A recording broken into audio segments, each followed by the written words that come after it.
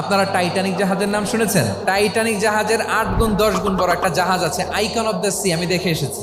Royal Caribbean দেখে এসেছি। সাগরের সামনে জেটিতে যখন দাঁড়ালাম, জাহাজটা যখন যায়, আমার মনে হচ্ছে একটা শহর, পুরো একটা শহর মনে হয় পানির উপর দিয়ে ভেসে যাচ্ছে। পড়েন সুবহানাল্লাহ। এই যে আইকন অফ দ্য সি, এই জাহাজটা, এটার ভেতরে স্টেডিয়াম আছে, সুইমিং পুল আছে, রেস্টুরেন্ট আছে, 3000 4000 রুম বিশিষ্ট, কক্ষ বিশিষ্ট হোটেল আছে। এই সবগুলোর নিয়ে এগুলো চলে সাগরের দোলার মধ্যে, জলোচ্ছ্বাসের মধ্যে। এই সাগরের ভেতরে এই জাহাজগুলোর ভাষায় রাখছে কে?